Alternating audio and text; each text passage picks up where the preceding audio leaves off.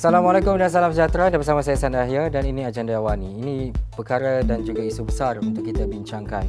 Serangan Amerika Syarikat dan Israel yang membunuh pemimpin tertinggi Iran Ayatollah Ali Khamenei serta beberapa tokoh keselamatan kanan negara itu telah mencetuskan fasa baharu yang paling berbahaya dalam geopolitik Asia Barat apabila Tehran melancarkan siri serangan balas ke atas aset Amerika Syarikat dan Israel di Israel, Teluk serta pengkalan tentera di Bahrain, Qatar, UAE, Kuwait dan Arab Saudi, dan sekaligus memaksa beberapa negara GCC menutup ruang udara dan mengaktifkan prosedur kecemasan. Dan konflik yang kini berlangsung pada skala serantau bukan sahaja menggugat keseimbangan kuasa tradisional di Asia Barat tetapi turut menimbulkan persoalan besar tentang keberkesanan multilateralisme global, termasuk peranan Majlis Keselamatan PBB dalam mengekang tindakan ketenteraan kuasa besar yang semakin berani melangkaui kerangka undang-undang antarabangsa.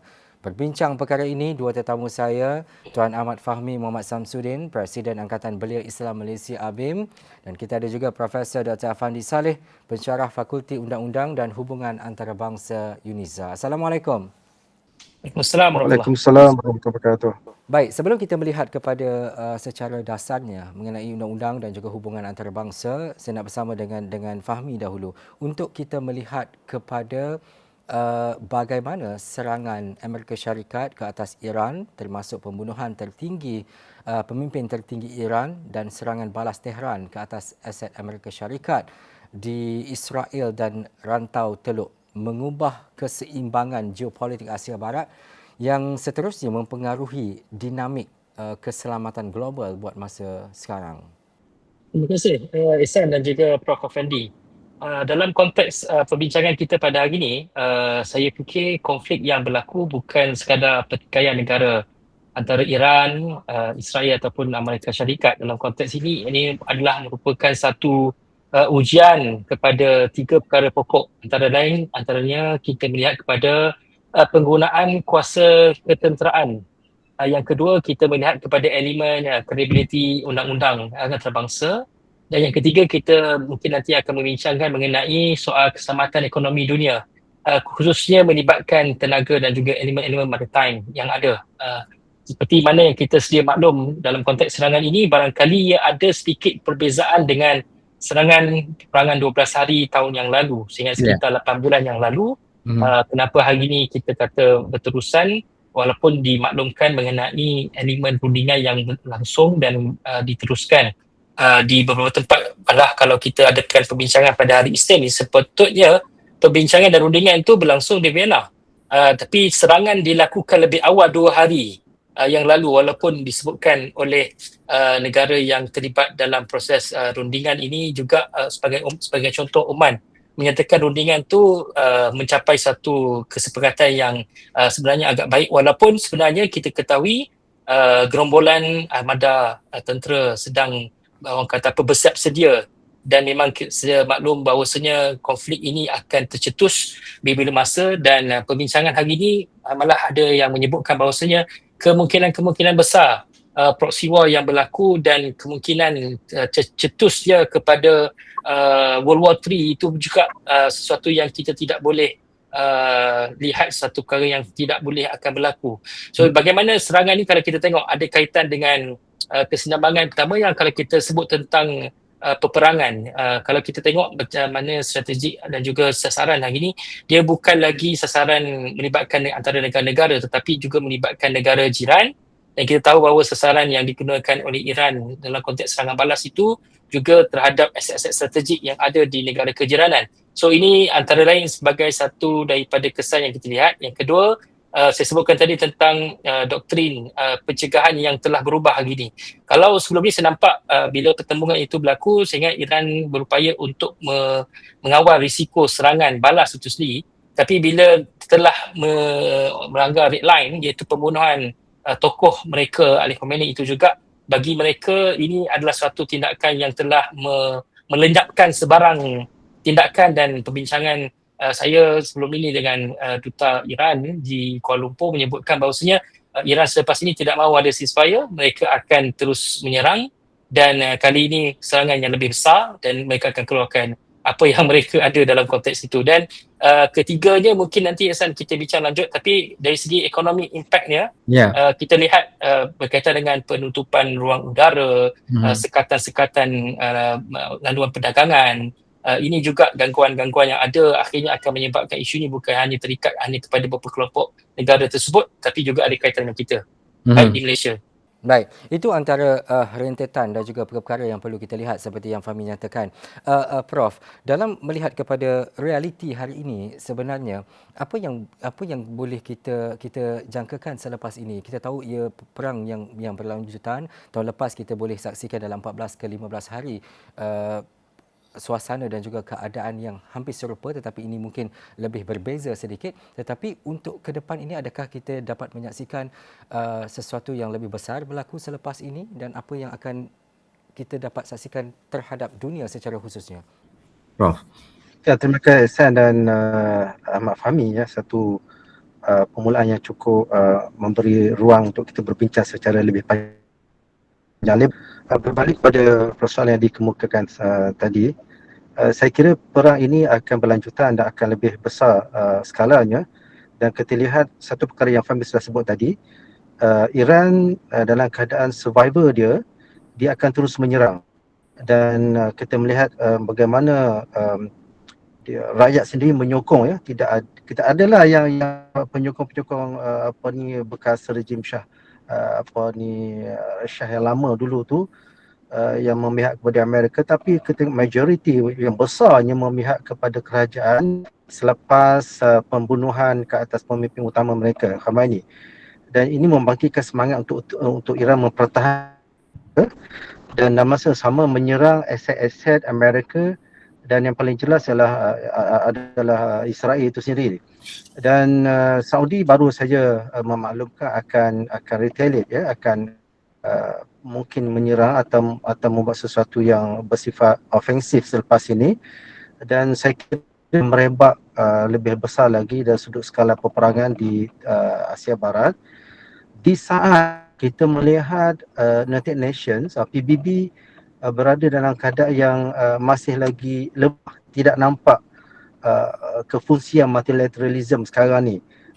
Kalau dulu di dalam isu Israel Palestin atau Israel Gaza, kita melihat United Nations tidak dapat menyelesaikan masalah, dan saya kira dengan perang yang baru ni United Nations juga saya kira tidak dapat untuk menyelesaikan masalah ini jika tidak ada negara-negara yang besar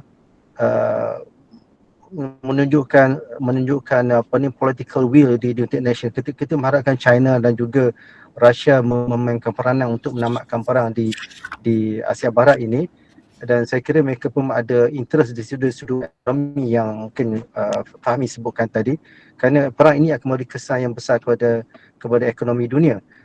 Tambah-tambah lagi negara yang memerlukan kepada minyak, kepada tenaga, dan dengan penutupan kemarin, ya, akan memberi satu tekanan ekonomi kepada seluruh dunia termasuk Malaysia, saya kira. Jadi secara asasnya saya melihat peperangan tidak akan terhenti dalam masa terdekat. Kesilapan besar Amerika adalah membunuh pemimpin utama Iran, dan ini menimbulkan semangat luar biasa daripada penduduk dan juga negara itu sendiri untuk melancarkan perang, dan macam Fahmi sebutkan tadi, mereka akan keluarkan apa sahaja senjata mereka ada, dan dunia tahu yang Iran ni tidak boleh dipandang remeh dari sudut kekuatan militeri mereka, dan kita tidak pasti, kita tak tahu apa senjata mereka ada. Mereka bercakap tentang supersonik yang luar biasa yang mungkin tidak berjaya dipintas oleh pertahanan Amerika dan juga pertahanan Israel selepas ini. Dan satu lagi yang saya kira satu perkara yang saya lihat daripada rentetan, daripada kronologi perbincangan secara diplomatik, ya, yang di mana Oman menjadi orang tengahnya, berjalan dengan cukup baik sebelum ni, dan saya melihat bagaimana Iran cuba untuk menyelesaikan masalah ini secara diplomatik, secara baik, tidak mahukan peperangan, ya, dan mereka akur dengan segala ketetapan yang telah dikenakan ataupun yang telah dipaksakan secara diplomatiknya ke atas oleh Amerika dari sudut isu nuklear, isu persenjataan dan sebagainya. Tapi akhirnya mereka ni telah saya kira kalau perkataan ditipu di sini, diserang saat mereka sudah mencapai kata sepakat, tiba-tiba armada dihantar dan serangan dilancarkan dan berakhir dengan pembunuhan ketua pemimpin utama Iran. Itu satu perkara yang Iran tidak boleh menerima rakyat, sama ada rakyatnya ataupun negara mereka, pemimpin negara mereka yang ada sekarang ni. Dan saya kira ini satu perkara yang saya tidak nampak Iran akan menarik balik. Ada perbincangan sebelum ni yang ceasefire mungkin tidak mahu diterima oleh Iran. Iran tidak mahu kepada gencatan senjata buat masa ini.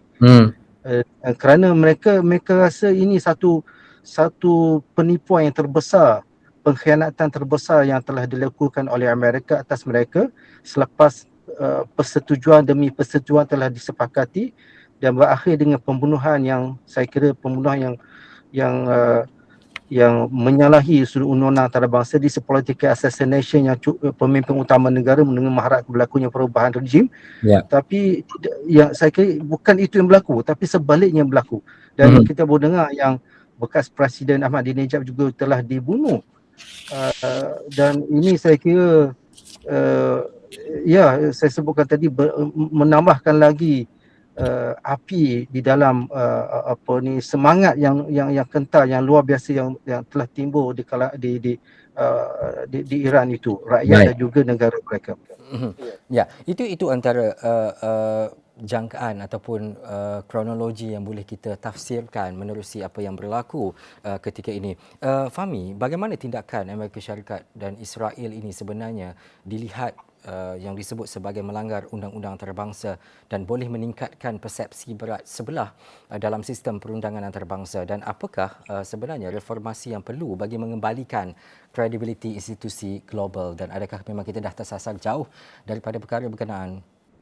Kita sebelumnya juga tentang bagaimana sindiran dan juga pandangan yang dikemukakan oleh Donald Trump yang telah undermine dan juga secara tak langsung meletakkan satu tempat yang terasing kepada pertubuhan United Nations sendiri. Dalam konteks itu, bila mana mereka sendiri menggerakkan agenda Board of Peace. Ini satu perkara yang kami juga persoalkan kerana watak yang sama yang mempelopori agenda peace, keamanan, itulah watak yang sama juga melakukan serangan terhadap negara lain. Ini suatu keadaan yang saya fikir kita berada dalam situasi post-normal. Post-normal ni sesuatu yang kita jangkakan. Maksudnya peace yang ada, keadilan yang ada, keamanan yang ada tu boleh ditetapkan. Mereka boleh buat projection mana negara yang kami nak tetapkan, mana negara yang kami nak serang. So dalam hal ini sebenarnya memberikan satu tamparan yang besar lah pada institusi antarabangsa sendiri dalam konteks ini, bila mana aktor yang sama yang terlibat dalam serangan ini. Jadi kita secara tak langsung memberikan gambaran Board Peace yang itu secara tak langsung sebagai satu gabungan ataupun satu perkumpulan elit yang tidak relevan dalam konteks ini untuk bicara mengenai peace. Walaupun kita dengar hari ini banyak suara-suara dan juga kenyataan-kenyataan yang sebenarnya sama ada mengecam, sama ada menyokong juga tindakan yang dilakukan oleh Israel, US dalam konteks ini. Namun ianya kelihatan berbolak-balik. Namun kita buat satu pujian lah pada Malaysia. Saya rasa antara parlimen terawal pada hari ini atas sidang khas yang dikemukakan usul yang dicadangkan oleh Perdana Menteri yang dibahaskan baik oleh kedua kerajaan dan juga pembangkang dalam soal mengatakan dengan jelas pendirian kita dalam hal ini. Namun demikian, saya fikir bagaimana pendekatan yang dibuat oleh UN Security Council pula. Kita tahu bahawasanya dalam masa terdekat ini bagaimana saya rasa ini juga antara pelecehan yang dilakukan oleh Trump bila mana beliau ataupun US akan buat satu ketetapan untuk meletakkan Melania Trump, isterinya sendiri, sebagai presiden untuk United Nations Security Council. Maksudnya kalau kita nak bawa perkara ni selepas ini dalam beberapa hari, kemudian walaupun telah ada perbincangan awal pada hari saya ingat pada Sabtu ataupun 2 hari yang lepas dalam isu ni, kita rasakan bahawasanya dalam isu ni seolah ada satu conflict of interest bila mana Majlis Keselamatan PBB pada hari ini berfungsi yang kita rasa baik bila kuasa veto tu bersetuju, dan paling tidak dalam hal ni ianya akan melemah bila mana kuasa veto ni digunakan kerana mereka adalah merupakan pihak yang berkepentingan dalam hal ni. So kita rasa dalam keadaan US ni yang akan menjadi presiden untuk UNSC dalam tempoh masa terdekat, sebarang usul, sebarang apa-apa yang dibawa dalam hal ni untuk buat kecaman dan sebagainya tidak akan berhasil.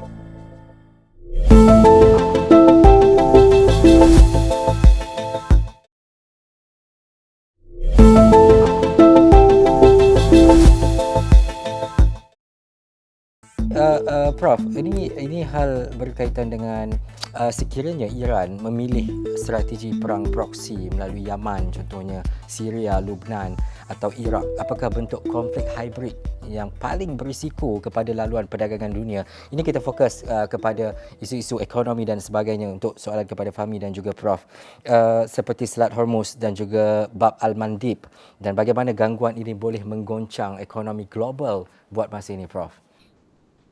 Ya, semestinya akan menggoncangkan ekonomi dunia kerana itu lalu utama ekonomi dunia. Kita bercakap tentang sumber tenaga, minyak dan sebagainya. Jadi bila sehari dah tutup, dah kelang kabut ya semua industri, dan saya kira kalau ini berlanjutan ditambah lagi dengan yang disebut oleh Ihsan tadi, kita bercakap Syiah je, kalau kita bukan bercakap soal ideologi di sini, kita bercakap tentang Iran mempunyai rangkaian yang berasaskan kepada Syiah mereka mereka ada di Iraq, mereka ada di Yaman, mereka ada di Lebanon, dan ini akan digerakkan, dan kita lihat macam mana sudah berlaku. Yaman Lebanon sudah melancarkan serangan, dan sebelum ini Yaman yang banyak mengatakan membuat serangan kepada kapal-kapal yang ada interest, American interest ataupun Israel interest di situ. Dan saya kira kalau Iran menambahkan, kita bercakap tentang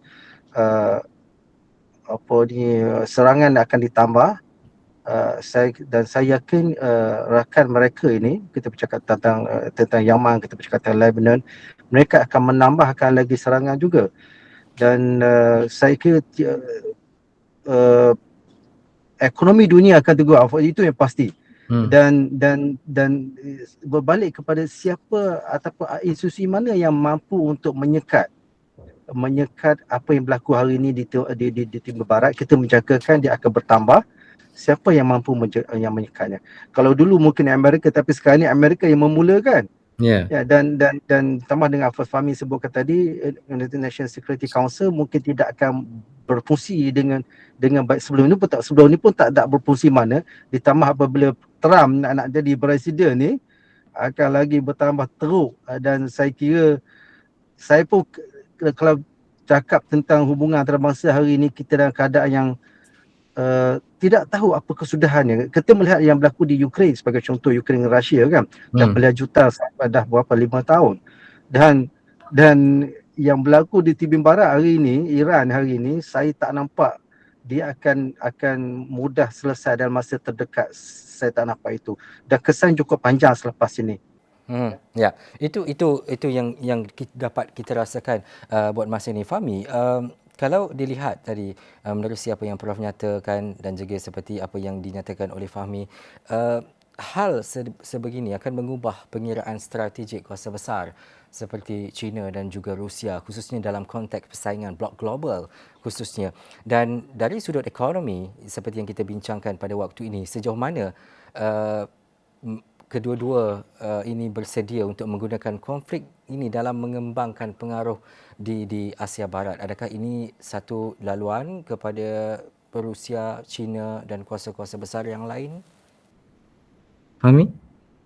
Dalam konteks ini saya fikir realitinya China dan Rusia, of course Rusia masih lagi disebutkan dengan peperangan di Ukraine mungkin tiada orang kata apa insentif lah untuk masuk campur dalam pertembungan dengan US ni pandangan lah sebenarnya. kita tahu bahawasanya dalam konteks kita melihat situasi ni, sebenarnya Iran ni sangat strategik, khususnya dalam soal jaringan tenaga dunia lah, seperti disebut tadi tentang Selat Hormuz. Ini memang ada kaitan langsung dengan China, Japan, India dan semua tu, sebab 1/5 daripada sumber tenaga kapal ataupun minyak itu sendiri datang daripada selat tu. Tapi kita tahu bahawasanya Iranian Revolutionary Guard dah buat satu pengumuman tiada sebarang pergerakan perdagangan kapal. Maka kita boleh jangkakan perkara ni akan escalate dengan begitu cepat. Maksudnya faktor risiko yang ada, elemen perdagangan ini secara tak langsung akan memberi kesan juga kepada mereka. Tindakan-tindakan negara-negara ini pastinya ada, sebab kita tahu bahawasanya blok kuasa ini semakin akan besar. Saya tahu dalam konteks BRICS itu saya rasa akan diperkukuhkan dalam konteks ni, dan pada masa sama saya tidak rasa mereka akan bertindak secara keterlaluan juga, kerana harga kos bagi mereka akan tinggi, minyak dan sebagainya. Ekonomi bagi China secara tak langsung juga akan terkesan, dan kita sebut yelah, ini kita, siapalah kita nak bercakap tapi kalau boleh kita katakanlah China dengan Rusia ni janganlah ambil orang kata ambil pot, menambahkan lagi asam garam. Kalau tidak, saya sebutkan awal tadi, seolah World War 3 akan bermula kalau benda ni akan ada kaitan. Sebab saya rasa benda ni juga difahami dan dimaklumi oleh negara-negara host. Bila mana mereka menempatkan aset-aset strategik US, mereka tak boleh undermine peranan Iran itu yang secara strategiknya berada dalam Middle East itu sendiri. Maksudnya kalau dia mengasingkan, sebab kita dengar sekarang ni Trump pun malah sebut bahawasanya apa yang mereka buat itu dia bukan sekadar untuk memastikan aspek pengkayaan uranium, persenjataan nuklear, tapi dah masuk elemen-elemen lain seperti regime change. Malah menyebutkan bahawasanya seolah benda itu dah masuk kepada sisi-sisi lain pula. Maksudnya itu yang kita khawatiri, apa sebenarnya ataupun motif sebenar serangan ini kalau bukan itu. Jadi kalau mereka mengatakan bahawa dengan kematian Ali Khamenei ini maka timbul nanti kebangkitan rakyat akan menyokong, itu tak menurut saya. Kita tak nampak pula bila kematian Khamenei ini rakyat di luar keluar bersorak dan sebagainya, malah meratapi, malah berkabung himpunan begitu ramai yang turun ke lapangan. Saya rasa itu kesan yang saya fikir yang kita nampak pada hari ini. Sedangkan kita nampak tiada sebarang satu kekuatan, walaupun individu di US yang Pahlavi itu buat video seolah menggambarkan bantuan telah tiba, inilah masanya untuk kita kembalikan. Saya rasa itu bukan tak capai lah. Kalau itu hasratnya, saya rasa mereka silap kali ini. Ya, Fahmi, secara ringkas, apa pemahaman kita ataupun penilaian kita berkaitan dengan Selat Hormuz ini? Ya, Amerika Syarikat, Israel mungkin telah bersedia dengan serangan, dan itu adalah pernah yang dilakukan sebelum ini oleh Iran, menutup Selat Hormuz dan sebagainya. Adakah kita dapat menyaksikan bahawa dalam tempoh beberapa hari, minggu, ia akan beroperasi berjalan seperti biasa? Secara ringkas. Saya tengok pada ni, sebab ini adalah tempat yang strategik. Dia punya jarak tu sekitar 33 km saja. Titik tersempit untuk pelayaran yang ada pada hari ini. Laluan utama ekspor minyak bukan saja kepada negara yang sebutkan tadi, China, India dan lain, Jepun, tapi juga ada kaitan langsung dengan negara-negara seperti Arab Saudi, UAE, Kuwait, Iraq dan lain-lain. LNG untuk Qatar pun sekalipun. Jadi ada kaitan dengan selat ini, dan kita tahu bahawasanya 1/5 yang sebutkan tadi merupakan kita kata nilai perdagangan minyak global yang ada pada hari ini. Kenapa kita sebut Iran ni, orang kata dia ada kuasa lah, maksudnya dari segi mereka dapat kontrol tempat ini, dan ini secara tak langsung memang akan beri kesan pada kita, maksudnya harga minyak, insurans perkapalan juga secara tak langsung akan ada kaitan dengan kos perdagangan yang akan naik. Pasaran kewangan ini juga akhirnya akan terkesan. Jadi siapa yang rugi kalau Selat Hormuz ni ditutup? Saya fikir negara Teluk pastinya akan kehilangan pendapatan. Kedua, kita rasa Iran juga ada kesan, tapi negara-negara lain, China sebutkan lagi, tenaga mereka akan lebih mahal. Eropah juga secara tak langsung akan berhadapan dengan inflasi, dan ini kita akan sebut secara keseluruhan ini adalah merupakan kesan kepada ekonomi global, Ihsan. Baik, itu kesan jelas yang dapat mungkin kita dah saksikan. Prof, akhir sekali, sekiranya konflik ini berlarutan seperti yang Prof nyatakan, ia tidak mudah dihentikan untuk waktu ini sehingga mengganggu kestabilan tenaga global, hubungan global, laluan udara dan segala-galanya. apa yang perlu dilaksanakan ketika ini oleh dunia pada akhirnya untuk memastikan bahawa keamanan dan juga kestabilan itu dapat dilalui semula oleh negara-negara ini dan kesannya terhadap Malaysia secara umumnya. Kita masih ada lagi United Nation, dan walaupun dalam keadaan yang kita rasa saya dah sebutkan tadi beberapa kali mereka gagal untuk menghentikan krisis di dunia ataupun konflik dunia, terutama kalau tengok yang berlaku di Ukraine ataupun yang berlaku di Israel dan Gaza. Dan kali ini yang ketiga yang menjadi satu ujian kepada multilateralism yang terbesar ini, adakah mereka mampu untuk menyelesaikan konflik yang terbesar. Saya kira kena melibatkan banyak buah negara. Sekarang ini bukan saja Amerika, Israel dan Iran, tapi itu melibatkan negara-negara teluk. Dan macam yang diterangkan oleh saudara Fahmi tadi, dia sudah memberi kesan yang besar kepada ekonomi, selepas ini akan memberi kesan yang besar kepada ekonomi. Jadi mau tak mau United Nations harus mengambil isu ini sebagai isu yang menjadi keutamaan untuk diselesaikan. Dan saya mengharapkan juga sebenarnya, walaupun Fahmi sebut tadi Russia dan China jangan ambil part, tapi saya kira dari isu materialisme kita bercakap tentang kuasa besar dunia yang ada Russia dan juga, walaupun Russia sibuk dengan Ukraine ya, tapi kita mengharapkan beberapa buah negara besar ini, termasuk kumpulan kalau kalau kita sebut China dan Russia adalah kumpulan, adalah negara, tapi kita mengharapkan negara-negara selatan juga bersama untuk mencari jalan penyelesaian secara bersama.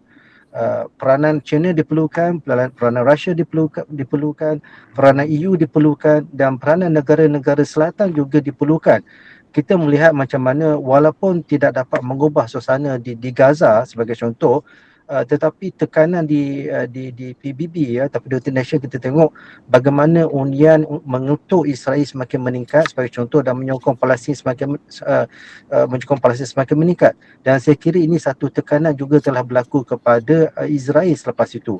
Dan kita harapkan bentuk sebegini boleh dilakukan di peringkat PBB, walaupun kita, saya sebutkan tadi, kita sanksi tentang keberkesanan dalam masa terdekat, tapi kita tak ada jalan, kita tak ada choice, tak ada pilihan yang lain yang kita ada di peringkat antarabangsa.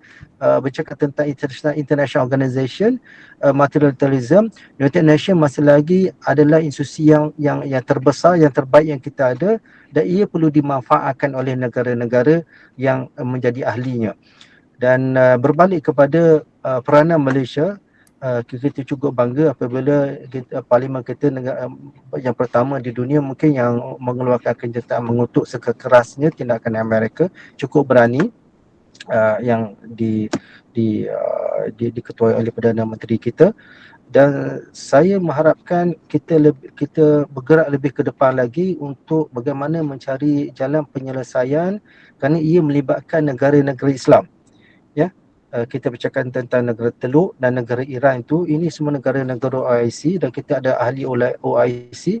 Walaupun orang banyak mempertikaikan seperti credibility OIC selama ini apa mereka buat, tapi seperti mana yang saya katakan tadi, ini adalah organisasi terbesar negara-negara Islam yang kita ada. Kita tak ada pilihan lain, dan Malaysia negara yang dihormati, Perdana Menteri kita, Perdana Menteri yang dihormati. Saya mengharapkan kita memainkan peranan lebih besar untuk bersama menyelesaikan masalah dunia Islam dan masalah dunia sebenarnya. Bukan saja masalah dunia Islam, tapi masalah dunia yang kalau tidak ada henti kita tak pasti. Mungkin berlaku perang dunia. Itu yang orang bercakap, perang dunia dah berlaku, dah bermula hari ini. Walaupun secara asasnya kita tak nampaklah sampai berlaku perang dunia seperti perang dunia pertama, perang dunia kedua. Tapi tidak mustahil boleh bergerak ke arah itu jika tidak ada penyelesaian yang baik yang dimulakan dari sekarang. Baik. Ini antara perkara yang kita mahukan, seperti yang dinyatakan oleh Perdana Menteri, bahawa Malaysia dengan ini mengutuk keras serangan rejim Zionis Israel dan Amerika Syarikat terhadap Iran, dan akhirnya kebergantungan kita adalah bagaimana kuasa-kuasa besar dunia, pertubuhan-pertubuhan antarabangsa dunia dalam memastikan bahawa perkara ini dapat diselesaikan dengan sewajarnya, kerana perubahan apa yang berlaku ini akan menjejaskan sistem geopolitik dunia terhadap masyarakat dan rakyat secara khususnya. Baik, terima kasih. Saya ucapkan sekali lagi kepada saudara Fahmi Muhammad Samsudin dan juga Profesor Dr. Afandi Saleh kerana bersama-sama dengan agenda awal ini. Itu sahaja waktu yang kita ada, dan jika sentiasa memantau rapat perjalanan dan juga situasi semasa berkaitan dengan Iran dan negara-negara lain. Saya Ihsan Dahir, agenda awal ini.